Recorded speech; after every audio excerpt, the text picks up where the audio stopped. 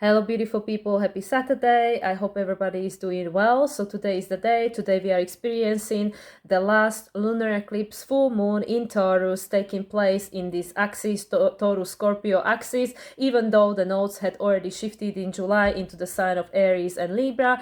This is the last one of these eclipses. The first one took place in November 2021. And if you would like to hear more about this eclipse, I invite you to check out the last 3 videos I released on my YouTube channel, where I talk about this either on my own or with my good friends, and we went quite into depth to offer as much detail and information with regards to this last eclipse in Taurus. So actually this video is my astrological forecast for next week. And normally I do my personal share, my practical application of astrology first, but this time I decided to do it the other way around. I am actually in preparation for my upcoming relocation to Mexico, and there are a lot of moving parts.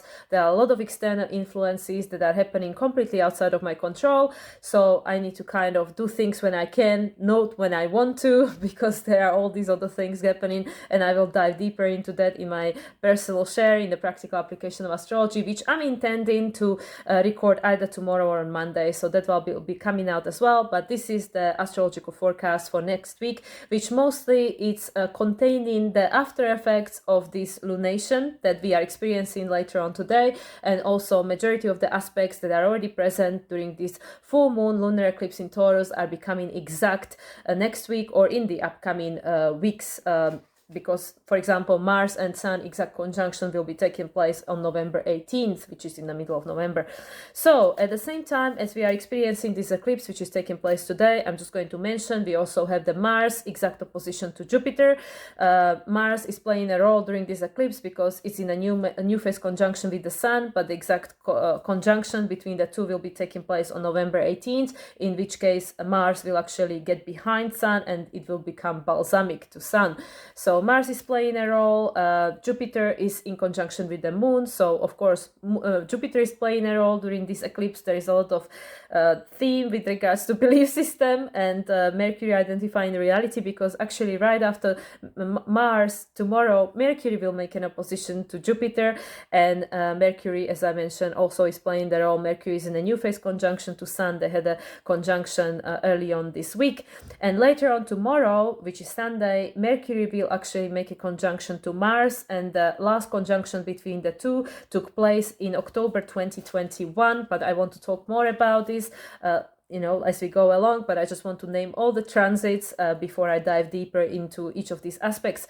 So we are actually starting the new week, with Moon still in the sign of Taurus, but later on Monday, Moon will move into the sign of Gemini.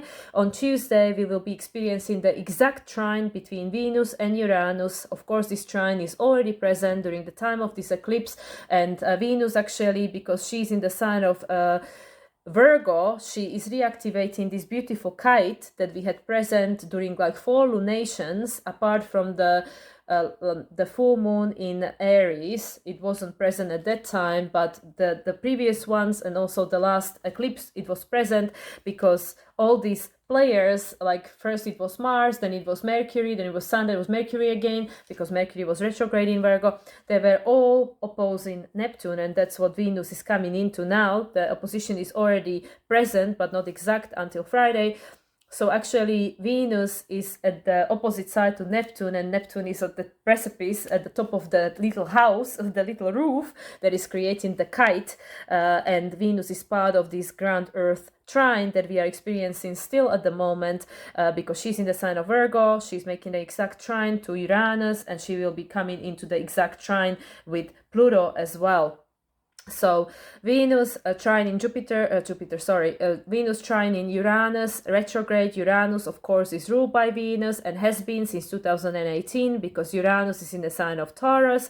Venus in Virgo is obviously learning and adjusting and being practical in a way that is supporting us on our evolutionary path, because of course Uranus will become the ruler of Pluto for 20 years, and Uranus is retrograde, so Uranus is helping us to reevaluate, introspect what actually matters, what is actually in alignment with our needs and values and who we are. So then on Wednesday, we'll have Moon moving into the sign of Cancer. On Thursday, we actually have Vesta stationed in retrograde in the sign of Cancer. Then on Friday, we'll have the exact opposition between Sun and Jupiter. So of course, today we are experiencing Mars in opposition with Jupiter. Tomorrow on Sunday is Mercury in opposition with Jupiter. And then on Friday, there will be the exact opposition between the Sun and Jupiter retrograde in Taurus. And this, of course, as any opposition, is a point of illumination and integration. So it's an opportunity to see something we haven't before. Of course, now Sun is in the sign of Scorpio, so it's making us deeply investigate and inquire about these depth of human psyche and what makes us tick, what makes us triggered, what is the storyline going on here, what makes us feel empowered or disempowered, what is at the core of our fears and stuff like that. So also on Friday, we are having the exact opposition between Venus and Neptune. As I mentioned, Neptune is also still in retrograde in the sign of Pisces, and Venus, as I mentioned, is still in the sign of Virgo. And Neptune actually has been a sign of Pisces since 2011, 2012. It remained there into 2025, 2026. So this opposition, once again, any opposition is a point of integration. It's requiring balance. It wants for us to find a way how we can, in this case, bring heaven to earth, because it's the Virgo, the practical sign of Virgo, and the spiritual sign of Pisces. So how can we bring heaven to earth? But of course, in the extreme, Virgo can be very critical. It could be striving for perfection, can be quite judgmental, and Neptune in the Pisces could be all about disillusionment and escapism. So there needs to be a balance between these two signs that would lead to healing and integration and dissolving that which lost the meaning. So on Saturday, we actually have Saturn stationed in direct. So finally, Saturn, after all these months, because Saturn actually stationed retrograde in June. But again, I want to talk a little bit more about this because there are other things that are very important about the date. Saturn stationed retrograde on June 17th, 2023. And it was actually a day when we had a new moon in Gemini. And like I said, I want to talk more about it because there is a lot of these Mercury and Jupiterian themes going on at the moment. So Saturn is stationed in direct on 00 degrees 31 minutes on Saturday. On the same day, Moon will move into the sign of Leo, and Mercury will actually make an exact opposition to Uranus. Mercury, as we know, is in the sign of Scorpio. Uranus, of course, is in the sign of Taurus. And then I just wanted to mention for Monday, which is Monday a week, this is important to mention because, of course, as I mentioned, Venus is part of the Grand Earth Trine. So the exact trine to Pluto will be taking place on Monday the week later. So I don't know which day is it because I get all the days confused at the moment, but not this Monday, the following Monday. Venus will be trining Pluto on 28 degrees and 4 minutes. Pluto is, of course, now direct. And later on the same day, Mercury will be trining Neptune, Mercury from the sign of Scorpio. So, okay, so these are all the aspects that I have written. Of course, there are a million aspects that are being made by a moon, and there are still aspects from the asteroids and stuff like that. But as I mentioned, I don't really, I'm not specialized in those, so I don't really include those. But what I wanted to talk about, okay, is this Mercury-Mars conjunction that is taking place tomorrow, which is very important because Mercury and Mars are playing all these roles during all these lunations. And what I'm talking about, it was the new moon solar eclipse in Libra, this full moon lunar eclipse in Taurus, and also all the previous ones. So as I mentioned, last Mars and Mercury at the time was retrograde, conjunction was in the sign of Libra. It took place on October 9th, 2021. So 1 month and 10 days before the first lunar eclipse in Taurus, which we are just ending the cycle of. And on the 6th of October, so 3 days before Mercury made a conjunction with Mars last time, we had a new moon in Libra, which was October 6, 2021. So what is important, this was just a normal new moon, it wasn't an eclipse, but what is important about this new moon is that at the time we had both Mars and Mercury in the new phase conjunction with the new moon. at the time, of course, in a Libra. And during that time, we had the nodes still in a Sagittarius and Gemini axis. Again, communication, what is the truth? Mercury, as I just said, was in a sign of Libra. Libra, their relationship, how we communicate, what do we believe? It was the new phase conjunction. So there was an opportunity for something new to begin, for a new way of understanding, because Mercury was actually the ruler of the North Node.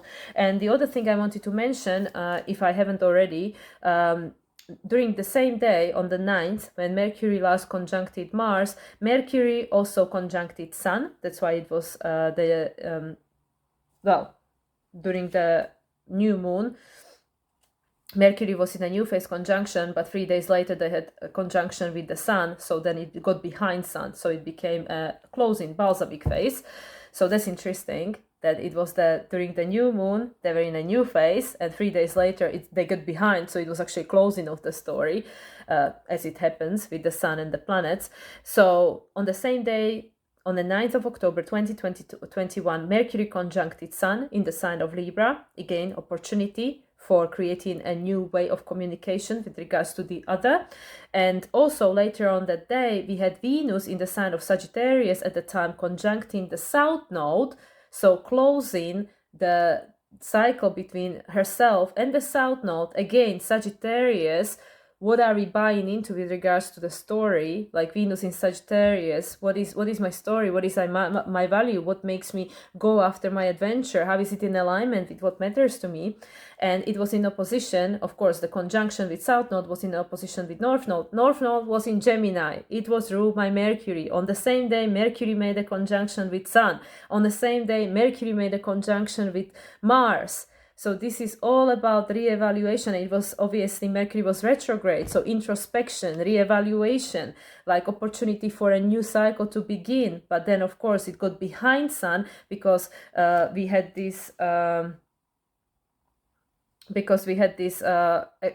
new moon. We had this new moon, and then afterwards, of course, Mercury would have catch up, right? Yes. Mercury would have got behind the Sun, because Mercury was ahead of the Sun, but it was retrograde. So when they actually conjuncted on the 9th and the new moon was on the 6th, Mercury got behind the Sun. So it became a closing phase. So something that had the opportunity to begin had to be reevaluated, and then it became a balsamic phase. So again, like, I don't know if I'm explaining this correctly, but what I'm trying to explain here, that there was an opportunity for a new cycle to begin because it was a new moon in Libra, but because Mercury was in retrograde, it said, okay, we need to reevaluate. We don't have all the facts. Also because the North Node was in the sign of Gemini, it was this opportunity for seeing things in multiple perspectives, from this multidimensionality of the experience, because the South Node was in a sign of Sagittarius. This is 2021 I'm talking about. And this seemed to be a very important year because we have all these closing cycles that are connected to that year, to 2021, especially the fall of 2021. And like I said, Jupiter was the ruler of the South Node. The story was ending, and Jupiter at the time was still within kind of within the degree, right? Let's have a look. No, actually, during the time of the new moon in Libra 2021, Jupiter was trining. It was trining this new moon, but Jupiter was also retrograde. Like, there was all this still retrogradia going on at the time. So Jupiter was retrograde, and it was squaring. Jupiter was squaring the nodes. Yeah, Jupiter was still squaring the nodes within the degree, but it was trining the moon. Okay, so Jupiter was squaring, and the resolution was the South Node, ruled by Jupiter. Again, the same thing as was present during the first full moon lunar eclipse in Taurus that took place the following month after that. Jupiter was squaring the nodes. Resolution was the South Node. South Node was in the sign of Sagittarius, but it was trining the new moon in Libra, which took place on October 6, 2021. So that was supporting us on creating this new pathway with regards to relationship. The pathway which at the moment, by the way the planets are stationed, is that now is the time we need to change things. If they haven't changed between these amongst these 2 years, the 2 years that we had the opportunity, now the time is up. We kind of cannot not change them anymore. So anyway, so that was a thing that I felt was important to mention, because this Mars and Mercury, they didn't meet since then. They haven't had a conjunction since then, because Mars was retrograde quite a long time in Gemini last year. I think it was like 3 or 4 months. It was retrograde in Gemini, interestingly, again, ruled by Mercury. This is what I mean. There is a lot of these Mercury-Jupiter themes that I'm tapping into, which is all this, how much are we attached to this story, this belief system that is still make us to identify reality and respond to situation in the same way. And there is a connection to this Libra, right? This Libra, and actually Libra is in trine with Gemini, and it's sextile in Sagittarius. So there are positive aspects. So these are supporting each other, but because of these all new phases and closing phases, all these conjunctions that are going on at the moment, that things have to end for new things to begin. And interestingly now, obviously, because the Sun already had a conjunction with Mercury, now is the new story. The new story has the opportunity to be birthed until they conjunct again in December during the Capricorn season. So anyway, so this is something I really wanted to mention with regards to this Mercury and Mars conjunction. And at the same time, as I mentioned today we are experiencing Mars opposition to Jupiter, point of integration of the story that, you know, as we know, there is some story that's being started during the fall 2021, and now is the opposition integration. And at the same time, Mercury is opposing Jupiter, which is taking place tomorrow, Sunday, and just after that Mercury is conjuncting Mars. So it's closing the cycle that had begun on October 9 of 2021, which was 3 days after the new moon in Libra. And then I have following that October 2021, the next lunation after that, on October 20th, 2021, we had the full moon in Aries. So everything was in a different order, because as we know, this year we had 2 new moons in Aries that moved everything. So now we are experiencing everything the other way around. And during that time, Mars and Mercury, as I mentioned, because of the conjunctions, got behind the, these conjunctions.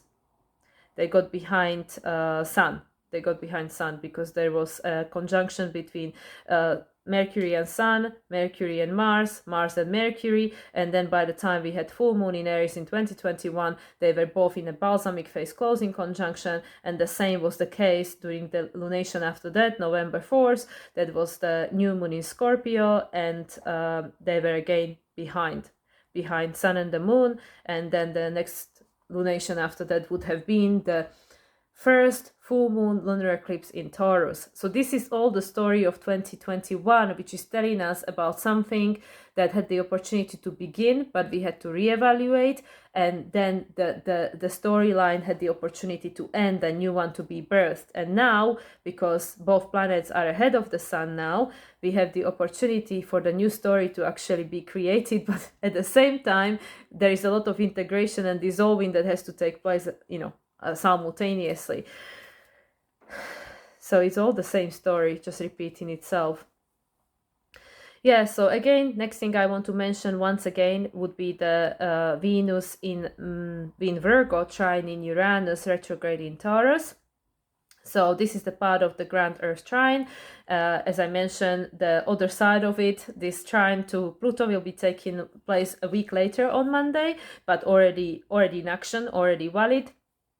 And Venus is the ruler of Uranus, so therefore whatever Venus is adjusting or helping us to understand and adjust in our reality regarding our needs and values and the relationship to ourselves, that is then reflected to us by the relationship to other, because Venus is the ruler of both the eclipses that took place this fall. She was the ruler of Libra new moon, and she was also the ruler of this full moon in Taurus, because they are both ruled by Venus. Venus plays a very important role, and she is trine in Uranus, that has the opportunity to help us see what is now outdated, what needs to be fractures, what we need to break out of because it's limiting us, is not supporting us going forward, and is connected to our values, and is connected, of course, to the stories that we tell ourselves, because Venus recently had a trine to Jupiter. And, you know, during past few months, we had triple square between Venus and Jupiter and Venus and Uranus. And now because Venus is in Virgo, she's humbled down, doesn't feel that, oh yeah, I know everything because I'm the Leo, the king. But now it's like, okay, well, maybe I was wrong, because during the retrograde, Venus realized something. And now she's making us to redo things, to go over things and make a different approach, use different tools potentially if need be. And then on Friday, Sun is making the opposition to Jupiter. Sun is in the sign of Scorpio. It's literally, this is such an intense time, and I can really feel it in my microcosm, and of course we can see it reflected in the microcosm, which I am not currently being diving deep too into, because there's just too many parts moving in my own life, and I just need to be able to keep going. So I cannot afford to be overwhelmed by everything else, because it would not allow me to perform or be able to be of a service in the way that I need to be for myself, and also for the people around me in my environment. So all that said, with the Sun being in opposition with Jupiter, Sun is really illuminating this story of disempowerment that is part of the past conditioning, because Pluto now is direct. It finished its retrograde recently, and Pluto is giving us more awareness, because we had the opportunity again to reevaluate, go over something that was the theme of our life since 2008, when Pluto first moved into the sign of Capricorn. And now Sun is making the opposition. Sun in Scorpio, ruled by Pluto, is making the opposition to Jupiter, and Jupiter is the story, and Jupiter was in conjunction with the full moon in Taurus. The moon was right behind Jupiter in a closing phase, which is again telling us about what needs to end. Jupiter is in a closing phase with Uranus, and Taurus in the moon in Taurus is actually in an exaltation, is exalted moon, and it's inviting us once again to dive deeper into how things make us feel. Are they in resonance with our needs and values? Do they make us feel that we can actually keep going this way? It's all about this preservation and abundance, being able to create and manifest our abundance. And as I said, there is this connection, this attachment, this fixation to this story that has been passed on from generation to generation, that makes us identify the reality in the same way and potentially responds in the same way. And it's telling us that now we need to change this story, because we need to create a new relationship paradigm, because we cannot keep going on like this anymore, because it's divisive. It's also this Venus opposition to Neptune that is happening on the same day, which is on Friday, the upcoming Friday.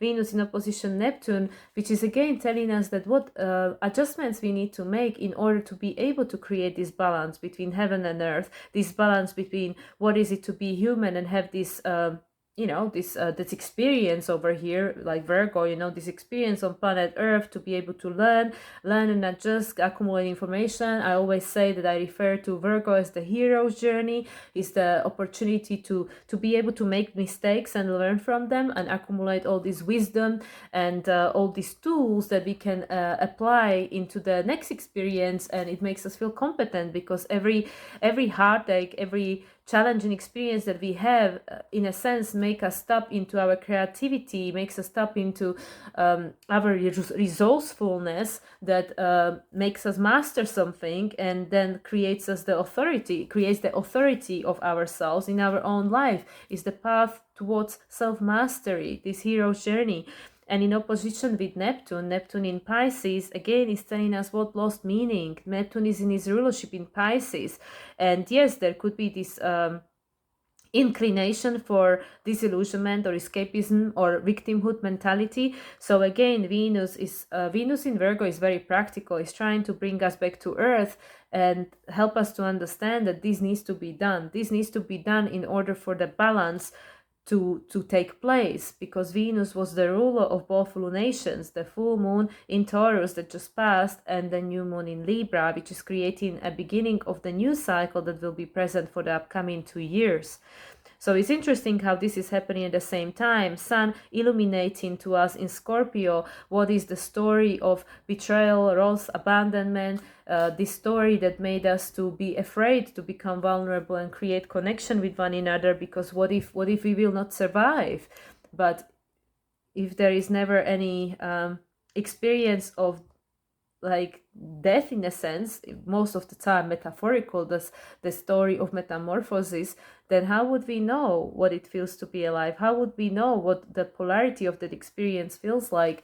So in a sense, there always has to be these cycles in our lives, the ups and downs, in order to know, to see the difference, what it feels like to have this experience or their experience. And like I said, for me, it's fascinating to see that actually the Sun in opposition with Jupiter, and Jupiter being retrograde in Taurus, it's happening literally on the same day as Venus in opposition with Neptune. So that to me is just saying a story of its own. And then on Saturday, as I already spoke about, Saturn is stationed in direct. And again, I would like to bring to people's attention that Saturn stationed retrograde on 17th of June 2023 on a 7 degrees and 13 minutes of Pisces. And that was right before the new moon in Gemini. So actually during the new moon in Gemini that took place on the same day on June 17th, Saturn was already retrograde. And now I have the chart here because there is something very interesting going on. So the new moon in Gemini that happened during the time that Saturn station, like just after Saturn station retrograde. And Gemini, as we know, is ruled by Mercury. So again, we have this Mercury popping its head up. And actually at the time, Mercury was in its rulership. Mercury was in Gemini. Mercury is the ruler of the new moon in Gemini, which happened on the late degrees on Gemini. It was 26 degrees, 43 minutes.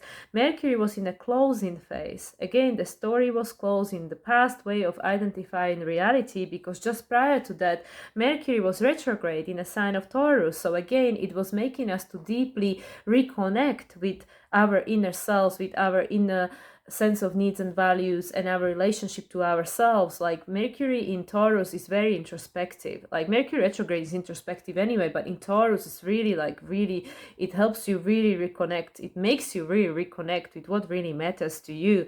So having Mercury now going direct during the new moon in Gemini that he is the ruler of, and at the same time Saturn in Pisces is actually squaring this Mercury, and this is a first quarter square, which is the crisis in action. It's telling us that there is an adjustment that has to take place because the new cycle has begun. So Saturn was already retrograde, as I said, so Saturn is making us to reevaluate Pisces, what is the deeper meaning of everything. Saturn, as we know, is in a closing phase with Neptune. The exact conjunction is not going to happen, I believe, until they both move into to Aries, so the new beginning.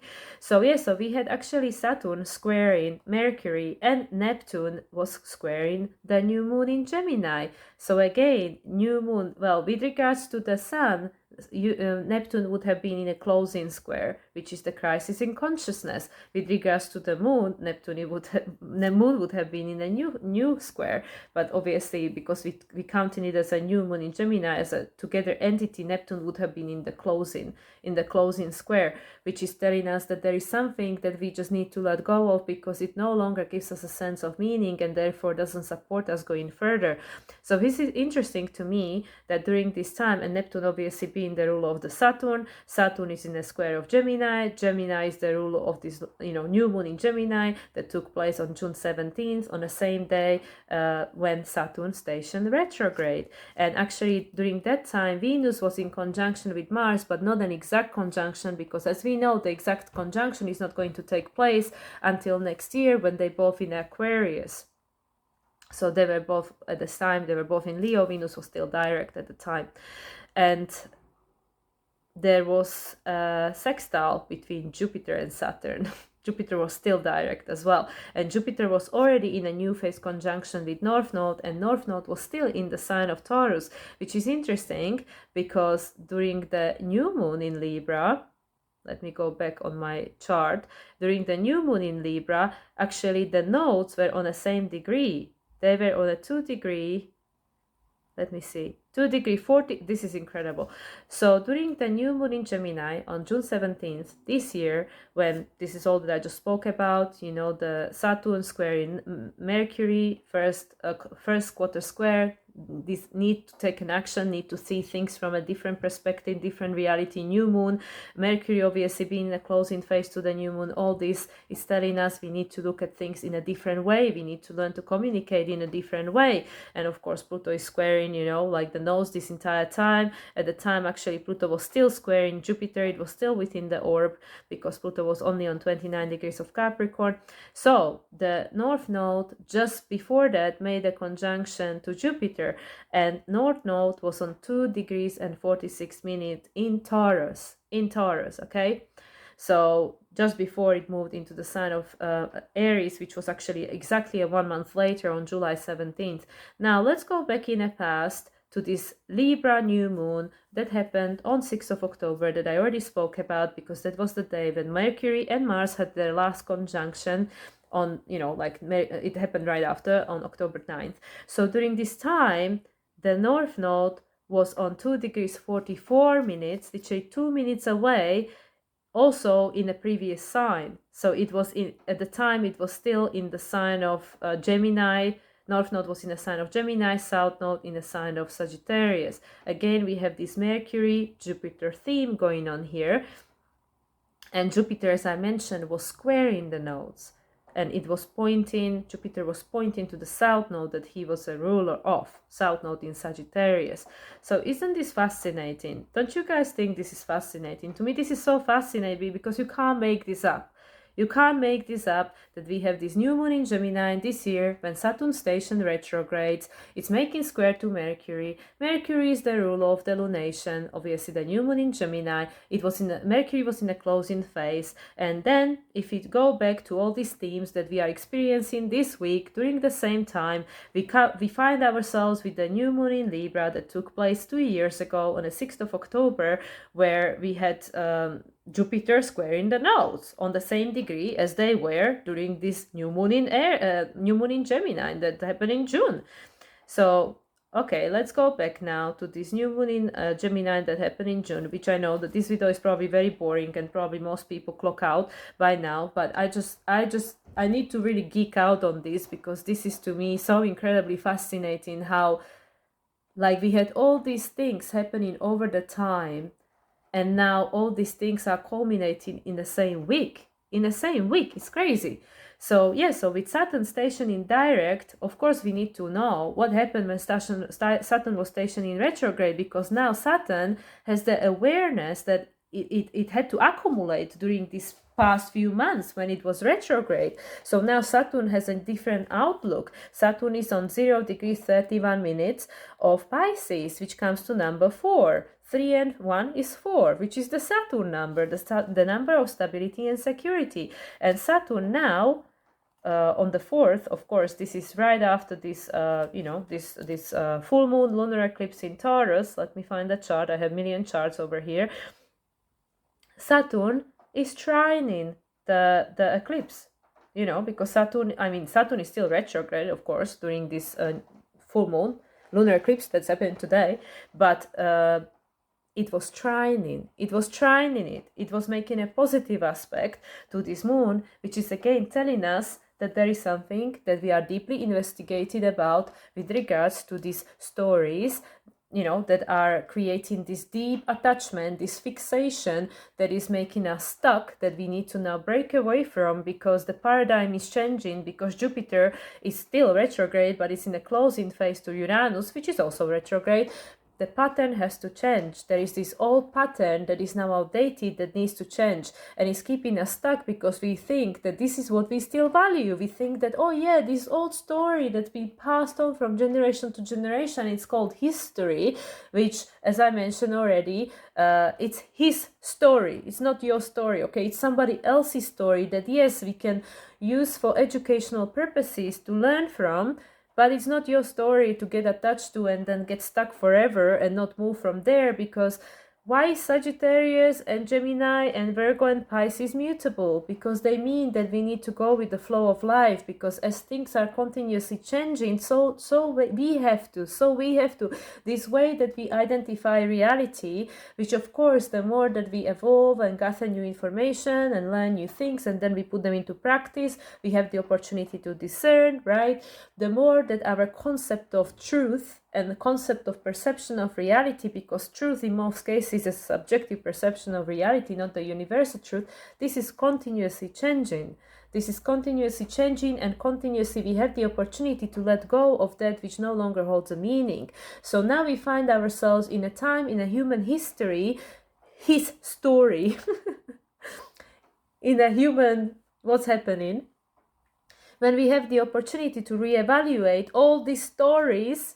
Jupiter, moon was in the closing phase, is in the closing phase to Jupiter during this full moon lunar eclipse in Taurus, that during the first full moon lunar eclipse in Taurus that took place 2 years ago, Jupiter was squaring the nodes, pointing to the south node, the story that we need to build a new layer on, because we cannot, delete it. It happened, it will always be imprinted in the Akash, but we are now creating a new chapter of that storyline.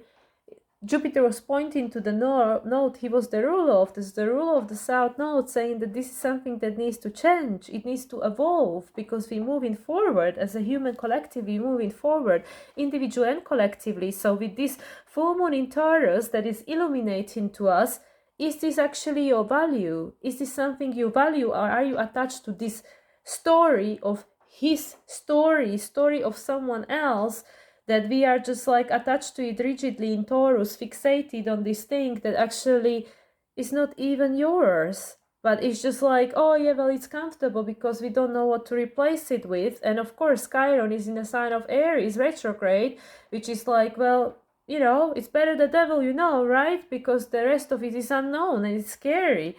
But in the unknown, there is the full potential of the unlimited abundance, because like Dr. Joe Dispenza, who I keep mentioning all the time because he's such a smart guy, he keeps saying it all the time. We cannot be the same person and create a different reality for ourselves.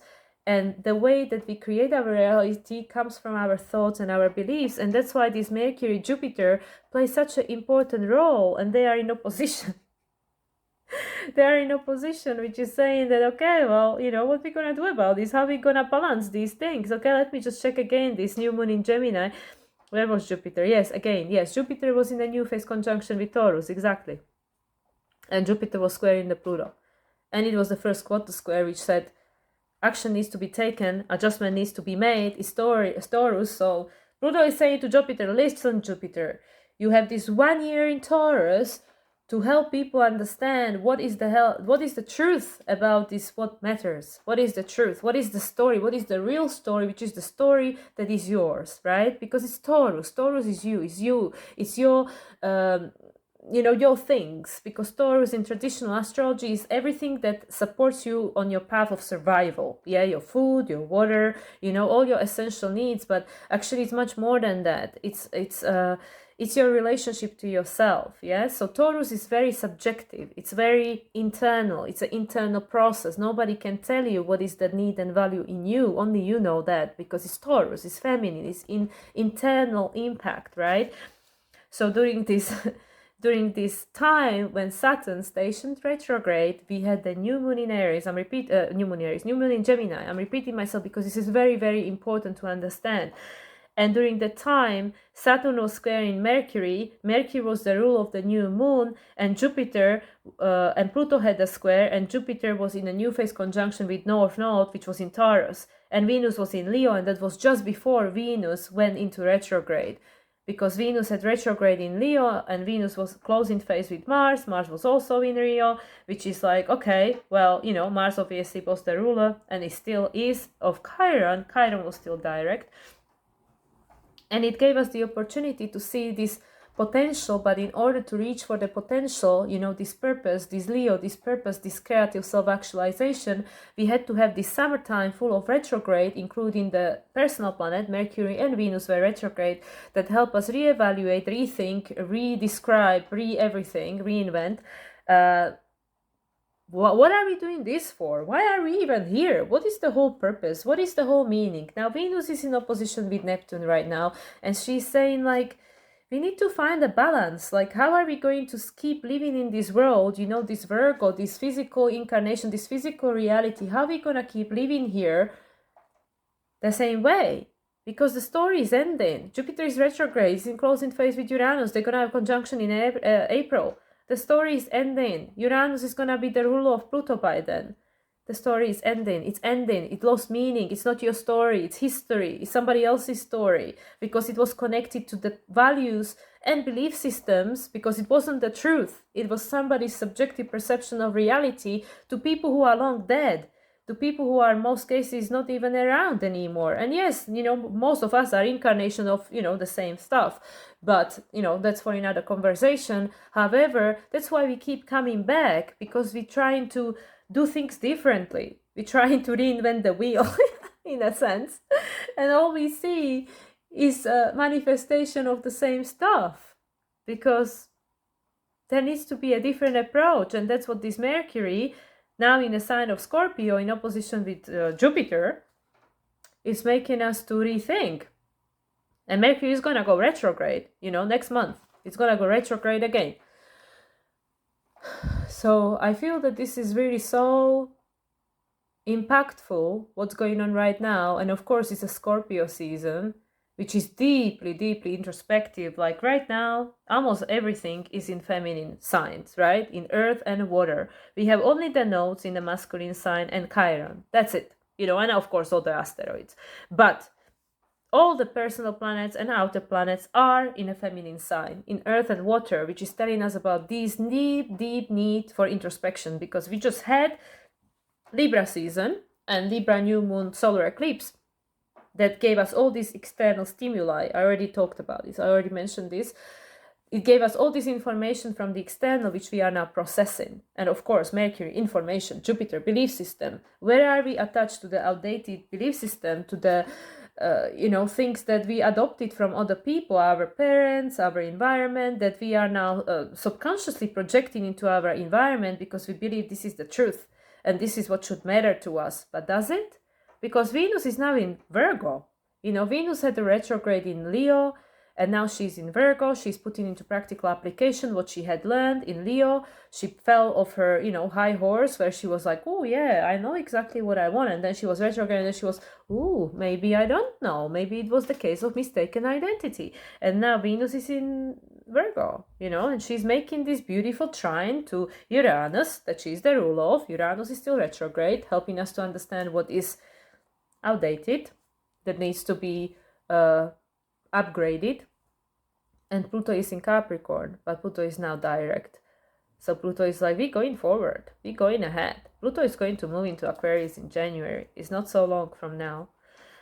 So that's what's happening. And then, we end in the week with, after Saturn station direct, now with all this novin that we didn't have during the new moon in Gemini, because also it was a new moon. So, you know, we couldn't have known because it was dark. And now we're getting much more light and we're going to have a full moon. We're going to have a full moon in Gemini next month, you know. We have the new moon in Scorpio, and then the one after will be the full moon in Gemini. So, you know, we have the Scorpio season to figure it out before we get the full clarity. But Saturn is already direct as of Saturday next week. And then Mercury is opposing Uranus. Uranus, that is all about what are we breaking free out of that is now outdated? And is this story that makes us believe that this is what we should value? But who decides? Venus is in Virgo, that's saying that, well, we need to discern. We need to discern based off everything that we learned in the past few months. We need to discern. What does this mean for us? You know, where do we go with this? How do we go forward? How do we keep co-creating and cohabiting this planet, right? Yeah, and then as I mentioned, then following Monday, it will be the Venus trine to Pluto exact and Mercury trine to Neptune exact. And this is all supporting us in this process of illumination of that which lost the meaning. It no longer holds a meaning. And like I said, I don't know all the ins and outs and details about everything that's going on around the world, because I can feel it in my little microcosm and the way things are showing up for me. And that's something that I will share in my next video. But I just wanted to kind of share my little aha moments and my little investigations, my little findings that I had the opportunity to come across and was guided towards with regards to all these lunations and how these cycles that started in 2021 are culminating at the moment, and having us the opportunity to see things differently, because Mercury is our cognitive function and Mars is how Pluto acts consciously. Last time they met in Libra, this time they meet in Scorpio.